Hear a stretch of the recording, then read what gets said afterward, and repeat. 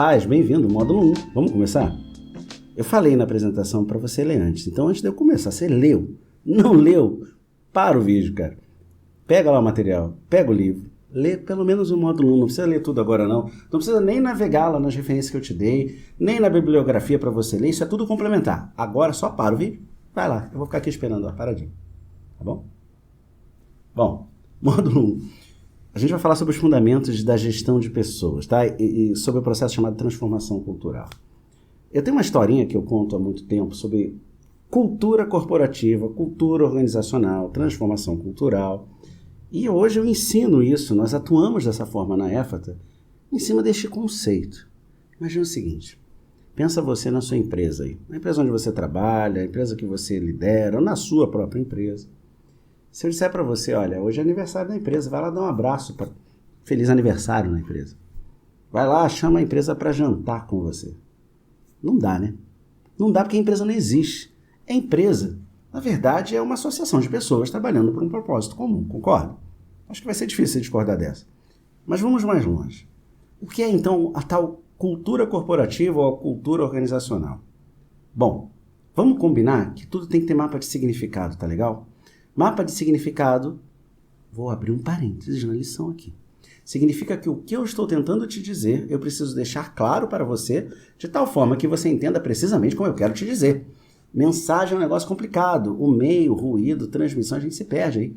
Então se liga no seguinte, mapa de significado de cultura. Vamos chamar de cultura corporativa o comportamento das pessoas dentro de uma empresa.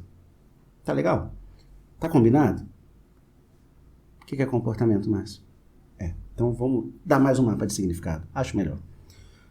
Existe comportamento e atitude. Considere atitude tudo aquilo que você não precisa pensar, que involuntariamente você vai reagir. Atitudes são os seus fundamentos perante a vida. Essa é a sua atitude. Qual é a sua atitude ao ver alguém sendo agredido? Qual a sua atitude ao ver alguém sendo assaltado? Qual a sua atitude ao ver uma injustiça? Qual a sua atitude ao ver algo ilegal? Isso que você faz sem pensar, a gente vai chamar de atitude. O comportamento, portanto, é tudo aquilo que você pensa antes de fazer. Você pensa, reflete e toma uma decisão, portanto não é involuntário. Exemplo, você está vindo estacionar seu carro e está uma vaga assim, proibido parar. É a única vaga que tem na rua, do lugar que você precisa ir. Comportamento, você pensa e decide se vai parar ou não, onde é proibido. Percebeu? Quando a gente fala de comportamento, então, corporativo, a gente está falando do somatório dos comportamentos de todos os indivíduos dentro daquele negócio. Cara, isso é muito poderoso. Dá licença, vai. Gostei dessa minha ideia aqui. Vou desenhar aqui, vai aparecer na sua tela aí, não se preocupe. Vou puxar o meu bloquinho aqui e vou dizer o seguinte. Existe o indivíduo. O indivíduo, ele é um somatório de coisas. Eu, você e todo mundo, a gente pensa, sente, nós temos lá as nossas convicções, nós temos as nossas motivações, nós temos coisas que nos irritam, temos coisas que nos agradam, tem coisa que te deixa feliz, tem coisa que te deixa triste, tem coisa que te deixa com raiva. Isso tudo é a vida. Nós somos seres humanos e tá tudo bem, faz parte do jogo. Você carrega, assim como eu, o seu próprio óculos da vida. Você vê a vida através do seu óculos, certo? Quando a gente fala de cultura corporativa, a gente não está mais falando desse indivíduo aqui. A gente está falando de uma nova visão. A gente está falando de como as pessoas, todas as pessoas, juntas naquela empresa, naquele aglomerado, através de um propósito, seja qual for o propósito do negócio, como todas elas, se sentem com relação a algumas coisas. Claro, todas essas coisas relacionadas a negócio. Todas essas coisas relacionadas ao propósito da empresa. Todas elas relacionadas à sua vida dentro da empresa. Sabe o que é curioso? Não existe a sua vida dentro e fora da empresa. Não existe você na empresa e você fora. Se não existe você, também não existe em lugar nenhum. Outro indivíduo separado que, olha, esse aqui é o fulano, esse aqui é o Márcio no trabalho, esse aqui é o Márcio fora. Não, você está me vendo aqui no vídeo, se você me encontrar na minha palestra, se você me encontrar na minha igreja, se você me encontrar na rua, sou do mesmo jeito. Se me encontrar andando de moto, você vai me ver do mesmo jeito. A diferença é que a cultura corporativa, ela tem um objeto um pouco estranho. As pessoas tendem a se comportar de outro jeito quando estão na empresa. Já notou? Uma vez, eu estava com um cliente muito legal e ele era uma empresa de tecnologia, sabe? Só que ele era uma empresa de tecnologia específica, ele não gerava tecnologia, ele não criava tecnologia, ele não ia lá e fazia um software, um app, não. Ele aplicava a tecnologia no ramo da saúde, ok? Através dos produtos. Altamente inovador, é um negócio sensacional. Quando você conversava com as pessoas, com os indivíduos, desde a base até os diretores, todo mundo era muito antenado nas últimas invenções tecnológicas, todo mundo sabia o que estava acontecendo. Dentro da empresa, eles usavam fax. Eu não estou falando de 20 anos, eu não estou falando de 10 anos, eu estou falando de 5 anos. Eu nem sei onde que eles compram bobinas de fax até hoje. Mas dentro da empresa, os processos eram feitos com fax. Por que existia uma desconexão entre o comportamento dos indivíduos e o comportamento da empresa, daqueles indivíduos lá dentro? Porque ao entrar na companhia, as pessoas vestiam uma nova máscara. E esse novo comportamento gerava uma cultura corporativa, uma cultura organizacional. Quando a gente fala de transformação cultural, então a gente está falando de mudar essa galera aqui. Não é mudar o indivíduo, não é mudar o que você acredita, não é mudar o que seu colaborador acredita. É mudar o comportamento dentro do arranjo que a gente chama de empresa para um objetivo fim que é o próprio propósito da empresa. Então, quem tem o papel mais fundamental para a transformação organizacional, cultural de um negócio? O RH. Mas o RH, ele é o agente. Ele é o componente químico que a gente bota na mistura para poder fazer as coisas acontecerem. Eu gosto muito da palavrinha DHO, Desenvolvimento Humano Organizacional. Ele pode ser cargo, função, pode ser só alguém que faz e nem percebe. O fato é que o DHO ele tem um papel extremamente estratégico dentro da organização. Você pode ter uma organização com 1.000 pessoas, com 30 mil pessoas, como as empresas que eu liderei com 500 mil de pessoas em mais de 20 países. Você ainda precisa de personagens que sejam e vistam a camisa do DHO. Porque o DHO é aquele personagem que vai fazer aquela pessoa, às vezes aquele departamento, né? A organização varia pra caramba aí. Mas o DHO ele vai ter um papel. Ele vai estar aqui como um link entre o que a empresa quer atingir, o que ela gosta como resultado, o que é certo ou errado para as suas métricas, né? Porque a empresa tem métrica, gente. Toda empresa tem métrica. Qual é a métrica da sua, se você não sabe? Busque saber. Tem métrica. O que é que a gente quer fazer, como a gente quer fazer e que números a gente quer atingir? Essas são perguntas de negócio que você tem que saber do seu negócio. Não importa a sua posição. Se você for RH, mais ainda. Você precisa saber a resposta. Por quê? Pelo seguinte, o DHO ele vai ficar entre aquilo que efetivamente as pessoas estão fazendo no seu dia a dia e aquilo que a organização, eu vou até mudar de cor, hein? O que a organização quer ser. E eu gosto de desenhar uma lógica que eu faço sempre assim. Você tem a empresa lá, a empresa é um prédiozinho cheio de janela, coisa linda. A empresa não tem vida. A empresa depende dessa galera que efetivamente faz os processos. Muito mais do que a gente escrever na parede, por exemplo, e dizer que a nossa missão, valores e tal, isso é importante, você precisa saber para onde está indo. Mas se você não souber como levar as pessoas para o mesmo lugar onde você quer que a empresa vá, adivinha, o seu barco não vai para lá. Você vai terminar em outro lugar e vai ficar se perguntando o que deu errado. O DHO, então, ele se torna aquela peça estratégica que fica aqui no meio. Essa galerinha. Olha, gente, eu já vi DHO em empresa de 3 mil pessoas que tinham 4 pessoas, viu? Interessante, né? Essa galerinha que senta no meio com uma missão. Uma missão de criar uma espécie de círculo virtuoso. Vocês já ouviram falar em círculo virtuoso? A gente fala muito de círculo vicioso, né? Círculo vicioso é quando você tem uma coisa ruim que leva você a cometer outra coisa ruim, que leva você de novo à primeira coisa ruim e você não sai desse obstáculo. O círculo virtuoso é diferente. Ele diz o seguinte, olha, eu tenho uma coisa positiva, seja uma ação, seja um resultado, seja um ganho, seja uma atitude. Essa minha positiva ação, seja aquilo que eu gostaria de transformar efetivamente no meu comportamento, me leva a ter resultados ainda mais positivos em outra coisa que eu não tinha mirado. E ao fazer isso, a gente abastece novamente os ganhos iniciais. E os ganhos iniciais abastecem os ganhos secundários. Então, caiu a minha tampa, vai ficar. Ah, vai ficar não, vou pegar. Pronto, faz falta. Então é o seguinte, o que o DHO tem que fazer?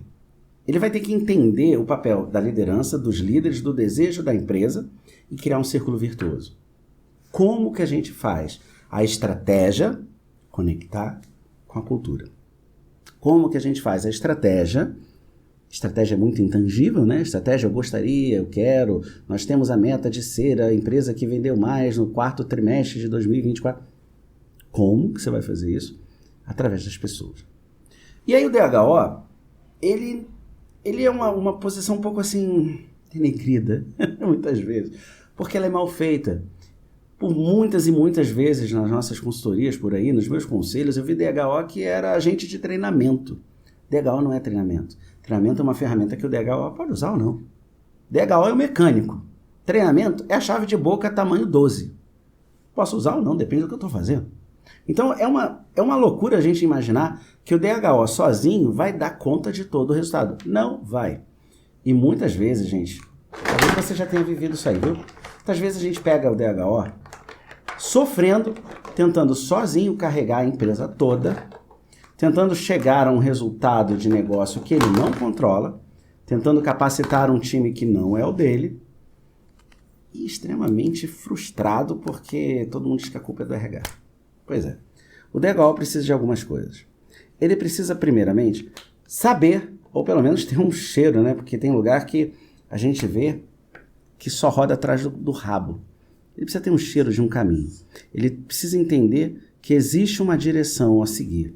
E essa direção, muitas vezes, ela é transmitida através de um conjunto de objetivos que podem ser métricas, muitas vezes são métricas, viu? Ou podem ser simplesmente resultados. Resultados não são métricas. Eu já vi empresa cujo DHO tem uma função. Olha, a sua função é fazer com que o nosso time seja tão engajado, por exemplo, e que nós consigamos um aumento de 35% das vendas no final do semestre. Tá bom, isso é um resultado, ele está sendo gerido pelo resultado. É o melhor jeito de fazer? Não, não é.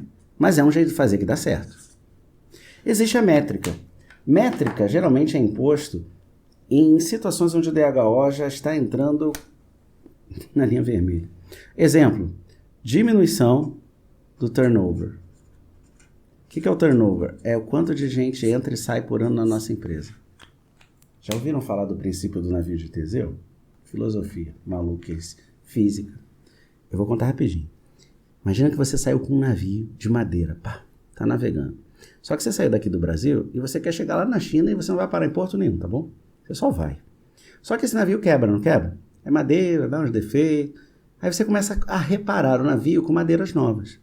Quando você chega lá na China, não tem mais nenhuma madeira original do navio. Todas foram substituídas ao longo do caminho. A pergunta fundamental para você é: esse ainda é o navio de Teseu? O navio ainda é o mesmo? A empresa é igual. Se o seu índice de turnover está levando embora a sua cultura, você acha que a sua cultura vai ser perene, forte o suficiente para sobreviver? Qual é o índice de turnover que você aguenta? Como é que o seu negócio vai ficar de pé se toda pessoa nova você tem que treinar outra vez, explicar outra vez e começar do zero outra vez? Por quanto tempo é possível permanecer na cultura quando existe uma contracultura? Essa é a lógica da métrica. Então, quando a gente fala de DHO como estratégia, a gente está falando do DHO como ferramenta de transformação. Então, a gente vai usar o DHO para mudar esses comportamentos. São as mudanças culturais, são as mudanças organizacionais, são as mudanças que realmente mudam tudo, tá? Parece pleonasmo, mas não é não. E é interessante que quando você já leu o material, você viu que eu já dei alguns exemplos para vocês de experiências que eu tive ao longo da vida, né? Eu tô me recapitulando algumas coisas aqui. Eu tô com o livro aqui, tá? É cola. O professor também tira cola. São 200 páginas, né? Dá um desconto para mim. Uma coisa interessante, uma vez, numa consultoria daí da vida, eu conheci uma empresa familiar que foi comprada por uma outra. 40 anos de sucessão, tá? Então, eles passaram mais ou menos por 3 gerações de gestão interna, né, da própria família, onde a família decidia tudo.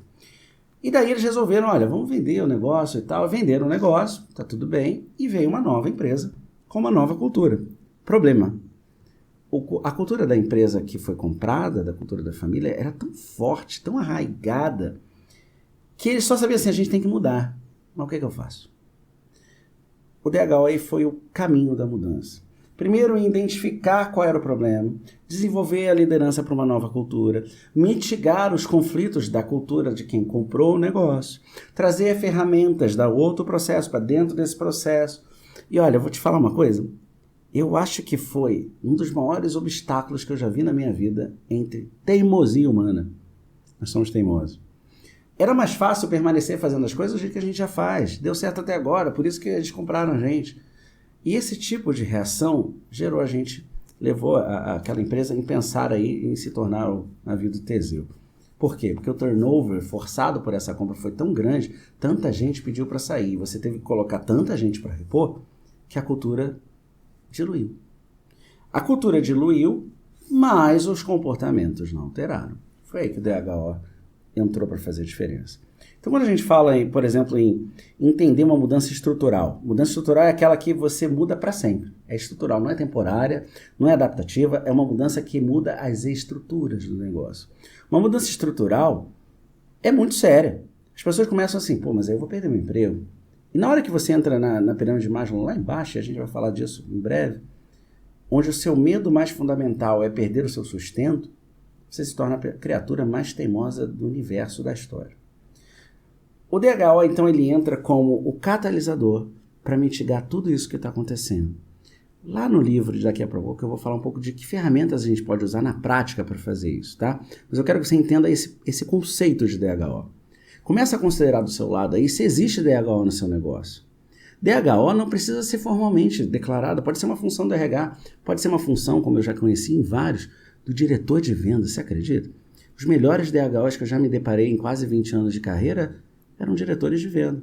Porque para fazer um time de alta performance, para fazer um time que performava, gerava mais venda, eles se transformaram em desenvolventistas humanos. Né?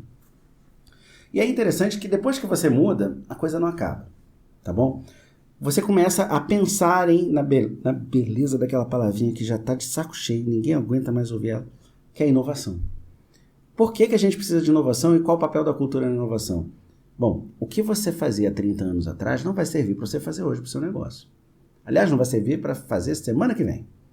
Se a gente não se reinventa, se o negócio não se recria, ele não sobrevive. Do mesmo jeito que o navio de Teseu não chegou inteiro lá na China.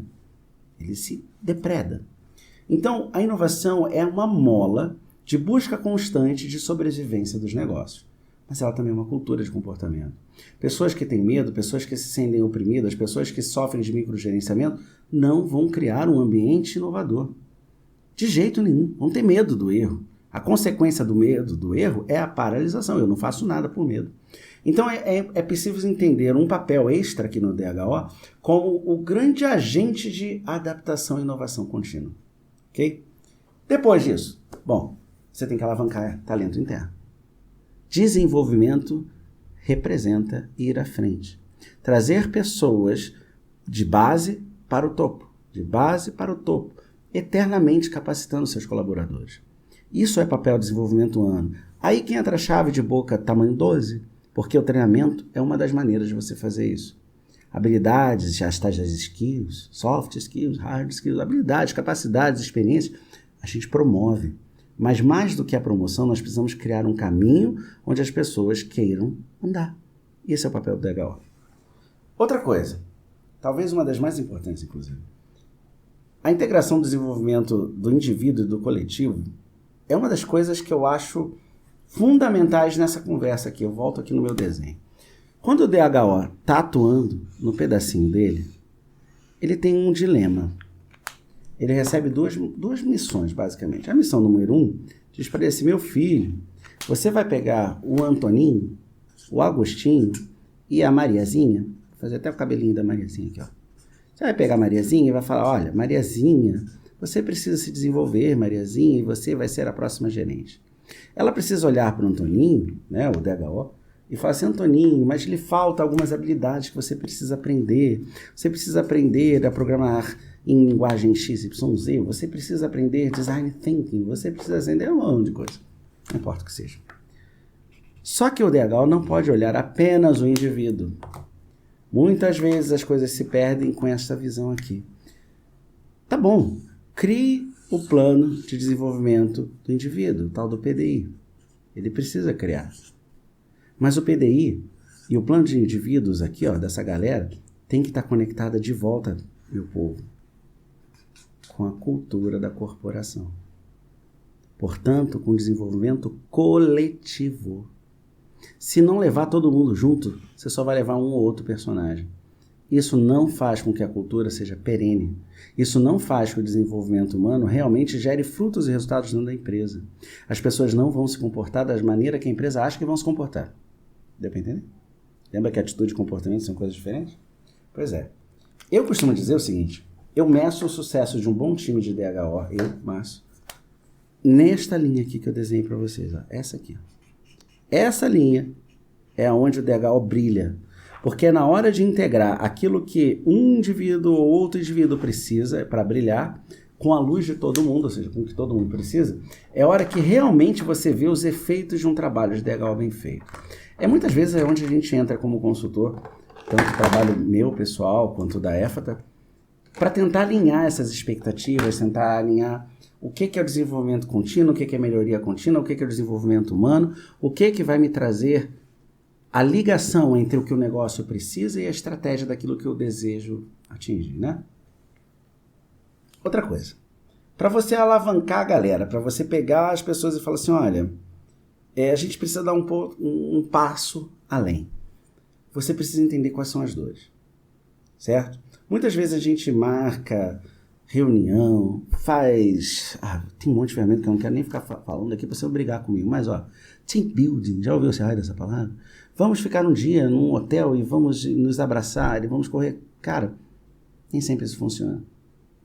Existem métricas para serem construídas para você detectar o engajamento. E interessante, pessoas com medo, com risco, ou sob a ótica de uma talvez punição, não serão honestas no comportamento corporativo. Nós precisamos criar um ambiente onde isso seja possível. Nós precisamos criar uma transformação organizacional que vai equilibrar o desenvolvimento pessoal de alguns indivíduos com o equilíbrio geral do que é o desenvolvimento de todo mundo, do coletivo. Só que ao fazer isso, é como se a gente pensa na seguinte analogia, olha, você hoje está plantando num terrenão que você tem pé de alface crespa. Então você vai lá, preparou a terra, tá tratando, cobriu, tá lindo os seus alfaces. Mas só que agora você vai plantar morango. A terra do morango não é a terra do alface. Você vai ter um ou outro. Você vai precisar adaptar a terra, o ambiente para que o morango prospere. E a consequência disso é que o alface vai morrer, mesmo que você não queira. Então, certas vezes, a nova estratégia de uma empresa, por fusão, por aquisição, por troca de liderança, às vezes de um grupo, às vezes de um time, representa mudar essa cultura dentro daquele pedaço de mundo. Significa mudar do alface para o morango, o que naturalmente irá promover uma autoexclusão do alface. O DHO precisa mapear isso em riscos, mitigações e consequências. Precisa se preparar antecipadamente para o que pode acontecer e ter um plano para evitar que isso aconteça ou pelo menos diminuir ao máximo possível o risco disso acontecer. Tá claro? Beleza, antes da gente ir adiante. Eu peguei aqui o material que você já leu, olha como eu espero que você já tenha lido esse material, viu? Briga comigo não, se não leu, para o vídeo aí e volta de novo, já falei isso no começo. Eu peguei aqui algumas ferramentas que eu quis dar para vocês e eu vou me ater a elas. Vou me ater a elas pelo seguinte, são as mais fáceis para você começar. Existem muitas e muitas e muitas outras. Eu dou referências e material bibliográfico para que você faça a sua própria jornada. Encontre coisas que funcionam para você. Mas eu vou me ater a essas que eu coloquei aqui, que basicamente são 5, para ajudar você a começar a ter uma visão. A primeira é ferramenta diagnóstica de cultura organizacional. Começa com o básico, filho. Faz um questionário simples com perguntas de obviedade. Você se sente feliz quando vem para cá? Quando você pensa que vem para cá, qual é o seu primeiro pensamento? E você escreve 3 ou 5 pensamentos lá, você diz, me sinto realizado, me sinto um pouco decepcionado, me sinto que fui traído, me sinto extremamente cansado antes de começar a trabalhar. Você usa esses extremos para tentar medir os comportamentos. Então, quando a gente fala de ferramenta de diagnóstico de cultura organizacional, antes de você investir em GPTW, FIA, comprar serviço até da consultoria como a minha, calma, começa com você mesmo. Faz pequenas entrevistas. DHO, faz uma iniciativa sua. Precisa ser anônimo, seguro e sem a menor chance da pessoa ser exposta, para que você tenha a confiança na resposta. Aí a pessoa te respondendo a verdade, beleza. você pode ter um clima. Tenta criar um ranking, um score, né? Existem as ferramentas que podem te ajudar. Você pode usar a inteligência artificial para criar, ou você copia alguns dos modelos que eu deixo para você aqui nesse curso. Não tem problema, pode usar. Tá legal? Segundo, esse é difícil, hein? Mapa de competência. Mapa de competência tem a ver com framework. Framework é assim, você vai fazer... Olha aí pro desenho de novo. O primeiro tá claro, né? Você faz no Google Forms, Typeform, Monkey Survey, o que você quiser. O segundo, é importante você criar uma espécie de matriz, mais conhecida no mundo atual como tabela ou planilha do Excel ou planilha do Google Sheets. Nesta loucura que você vai fazer, você vai conversar com os líderes de time principais. Podem ser diretores, podem ser gerentes, podem ser pessoas que estão à frente de iniciativa, isso não dá para saber. Você vai ter que saber medir aí no seu negócio. E você vai tentar, de cada um, da pessoa 1 aqui, ó, eu nem vou botar nome, pessoa 1, eu vou botar cor, tá? Não tem preconceito. Pessoa 2, você vai lá perguntando, tá? Pessoa 3, que são de departamentos, setores e carros diferentes. Pessoa 4, e sim vai. Você vai perguntar a cada uma dessas pessoas o que é relevante para o time dela em termos de habilidades. O que são habilidades críticas, o que a pessoa precisa saber e dominar para trabalhar para você, fulaninho, fulaninha. E a pessoa vai te dizer o item A, o item B, o item C, o item D, o item A, o item B, o item D, o item C, e por aí vai. Você vai precisar trabalhar um pouco em cima dessa lógica até você economizar o número de competências que foram mapeadas. As pessoas usam termos diferentes, falam palavras diferentes, têm entendimentos diferentes. Você vai ter que tentar traduzir aí a vontade das pessoas no sentido de dizer, o fulaninho não está falando de Excel, ele está falando de capacidade analítica, da pessoa entender os dados. O Beltraninho não está falando que a pessoa não sabe trabalhar em equipe, ele quer dizer que a pessoa precisa saber colaborar e fazer perguntas. Se vira aí nessa loucura de entender o que todo mundo fala. Mas cria uma planilha, tá bom? Essa planilha, no final, vai ser o seu mapa de competência. Você vai chegar a um acordo daquilo que é válido e daquilo que não é válido. Depois você decide com a liderança o que vocês vão incentivar, o que vai ser obrigatório, o que vai ser desejado e o que vai ser além. Quando você mapear isso aqui, esse seu mapinha de competência se torna quase que o RR das suas funções. RR é Roles and Responsibilities, papéis e responsabilidades daquelas pessoas que a gente contrata. Ele não vai ser o RR ainda porque a gente não está falando de cargo, mas a gente está falando de habilidades e competências que são relevantes para a cultura do negócio e para o resultado do negócio. Círculo virtuoso, ok? Próximo, a gente vai fazer o PDI. Pô, Márcio, você já desenhou isso aí? Já desenhei, não vou explicar muito. O PDI está aqui, ó.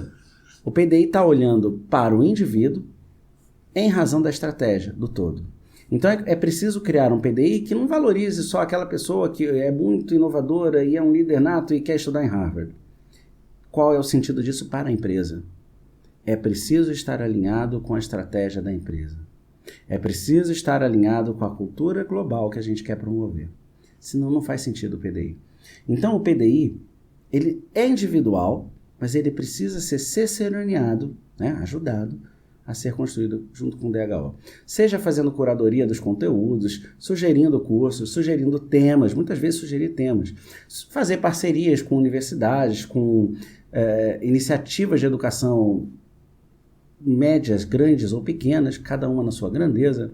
Eu já vi vários PDIs interessantes onde a empresa comprava cursos da Alura e pagava para um nível determinado lá de supervisores dentro de cursos pré-determinados, ou seja, a trilha dentro da Alura estava pré-determinada, o aluno podia fazer, mas ele tinha que escolher o A, o B, o C, o D, o F. Funciona, tá bom? Depois, modelo de um programa de melhoria contínua. Esse aí é difícil pra caramba, porque esse lado de cada desenho é tudo que você tem que fazer para começar, mas e depois que você começou, faz o quê? Pois é, melhoria contínua é isso. Melhoria contínua é mergulhar nesses conceitos aqui do DHO e revisitar os fundamentos. Ao revisitarmos os fundamentos, entendermos, portanto, o que faz sentido, quando e como, e o que precisa ser melhorado. Esse é o mais difícil de fazer, confesso, não começa por ele não. O último eu falei para você que a gente aqui no Brasil é péssimo, né? Olha, esse aqui é o Beltrão. Beltrão é o atual CEO da nossa companhia. Ô, Beltrão. Beltrão usa aqui uma coroa vermelha. Pronto. Quem o Beltrão coordena? Bom, o Beltrão coordena todo o time de C-Levels e responde à diretoria e ao conselho, por exemplo. É preciso criar um plano sucessório. Se esse aqui é o Beltrão, e o Beltrão é o nível 1, quem é o nível 2? E depois do nível 2, quem é o nível 3? E como que eu estou gerando entradas de qualquer lugar, vou chamar de N, Y, X, como se fossem derivadas, para chegarem nessa jornada aqui? Bom, eu vou falar disso em outro ponto, mas a gente tem que criar jornadas W, T e I de carreiras, tá bom? Jornadas W, T e I de especialização, para que você crie uma linha de sucessão. Os mapeamentos das posições críticas do seu negócio, da sua empresa. Saiba quem são as pessoas e posições que você não pode se permitir ficar sem. E esteja sempre preparando alguém para cumprir o buraco delas. Beleza?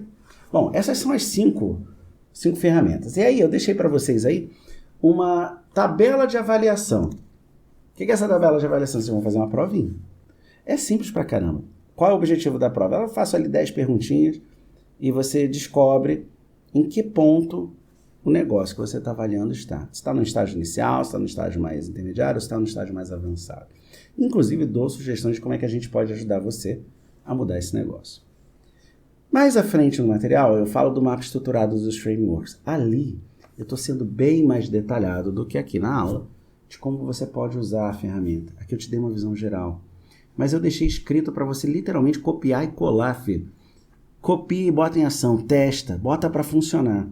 Eu tenho certeza que você vai ter resultados incríveis só no primeiro passo.